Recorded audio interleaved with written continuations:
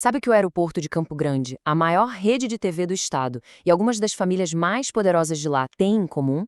A origem. Uma origem que está a milhares de quilômetros de distância.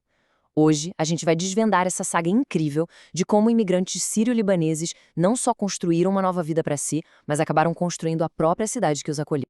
Pois é, essa é a grande pergunta que vai guiar a nossa conversa. Como é que pode um grupo de pessoas, fugindo de um império que desabava do outro lado do mundo, conseguir não só se reerguer, mas virar a grande força por trás da política, da economia e até da cultura de uma capital brasileira? Vamos investigar isso juntos. Pensa só na Campo Grande de hoje. O nome do aeroporto internacional, um senador influente lá em Brasília, a principal emissora de TV que cobre todo o estado, o coração do comércio, a famosa Rua 14 de Julho. O que tudo isso tem em comum? Todos carregam a mesma assinatura, a mesma origem, a comunidade sírio-libanesa. Mas para a gente entender como eles chegaram nesse ponto, a gente precisa voltar. Voltar lá para o comecinho. Para uma jornada que começa na poeira do Oriente Médio e termina seguindo o apito de um trem aqui no Brasil. Olha, a partida não foi exatamente uma escolha, sabe? Foi mais uma necessidade.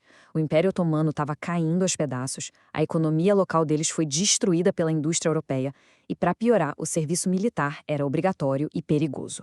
O plano era bem simples: vir para a América, juntar um dinheiro e voltar para casa. Mal sabiam eles que o destino tinha outros planos, né? E o interessante aqui é a visão estratégica que eles tiveram na jornada. A primeira rota de chegada era pelos rios até a cidade de Corumbá. Só que o jogo virou completamente em 1914. Foi quando o apito do trem da noroeste do Brasil soou pela primeira vez em Campo Grande. E aqueles imigrantes, com um faro incrível para negócios, sacaram na hora. O progresso, o dinheiro ia seguir os trilhos. Foi uma aposta calculada que mudou o destino de todo mundo. E a figura que conectou os trilhos do trem com as porteiras das fazendas foi o mascate. Ele não carregava só tecidos e bugigangas na mala. Ele carregava algo muito mais revolucionário, um sistema de crédito baseado na confiança, o famoso fio do bigode. Com isso, ele não só vendeu produtos, ele quebrou o monopólio dos antigos coronéis e redesenhou a economia da região. Então, depois de juntar um bom capital como mascates viajando por aí, a evolução natural foi se fixar, deixar a mala de lado e finalmente erguer um balcão. E foi a partir daí que eles começaram, de fato, a desenhar o futuro da cidade. E essa reconstrução da vida deles acabou criando um tipo de mapa invisível no centro da cidade. A Rua 14 de Julho virou coração libanês, o ponto das grandes lojas de tecidos e armarinhos. Enquanto isso, a Avenida Calógeras, ali coladinha na ferrovia, virou o polo das famílias de origem síria e palestina. Era uma geografia sutil, que recriava aqui no Cerrado as distinções que existiam lá no Oriente Médio. A trajetória do Wes Zahran é o exemplo perfeito dessa visão de futuro. Ele começou no balcão, como todo mundo, mas ele não parou por aí. Primeiro, ele revolucionou a vida dentro de casa, as cozinhas, com o gás da Copagás. Depois, com a TV Morena, ele não só informou, mas ele unificou culturalmente um estado inteiro. Ele construiu um poder muito maior do que qualquer loja. Bom, com o poder econômico garantido, o próximo passo era meio óbvio: transformar essa força em poder político. A era das grandes dinastias estava só começando. O que a gente vê aqui é uma verdadeira aula de diversificação de poder. Não se tratava de todo mundo fazer a mesma coisa. Pelo contrário, cada família foi dominar um setor estratégico. Os Zahran na mídia, os Trad na política, os Mandetta na saúde, os Siuf nos hospitais. Juntos, eles não eram apenas famílias poderosas. Eles formaram uma rede que se tornou a própria espinha dorsal do poder no Estado. E o grande arquiteto do poder político dessa comunidade foi, sem dúvida, Nelson Trad. A trajetória dele é impressionante. Ele começou a carreira como advogado, defendendo comunistas nos tribunais, mas com uma habilidade política fora do comum, ele migrou para o campo conservador e construiu uma máquina de fazer votos que era praticamente imbatível. Foi essa capacidade de adaptação que garantiu o poder da família por décadas. Os filhos dele, claro, levaram esse legado adiante, chegando aos cargos mais altos do Brasil. Parecia um poder que não acabaria nunca. Mas as eleições de 2022 causaram um verdadeiro terremoto político. A derrota da família mostrou que, pela primeira vez em muito tempo, só o sobrenome Trad já não era o suficiente para garantir a vitória. Um sinal bem claro de que a política na cidade está mudando. Mas o legado dessa comunidade foi muito, mas muito além da política e da economia.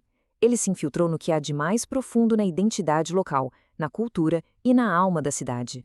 E essa frase da matriarca Nayá Saad diz tudo. A ideia nunca foi apagar a cultura local, mas somar a ela. É o churrasco pantaneiro dividindo a mesa com sabores árabes. Essa é a síntese perfeita da identidade de Campo Grande. E essa fusão está em toda a esquina. Está no restaurante Manura, onde o espeto corrido gaúcho divide o prato com o charuto de folha de uva. Está no Tomás Lanches, um lugar que até hoje funciona na base da confiança, um eco direto do fio do bigode dos mascates. E, claro, está na Esfirra, que ficou tão popular que hoje disputa o coração da cidade com o prato oficial, o soba. E em 2018, aconteceu algo que, à primeira vista, pode parecer triste. O tradicionalíssimo Clube Libanês fechou as portas. Mas o motivo, na verdade, foi o maior sinal de sucesso que a comunidade poderia ter.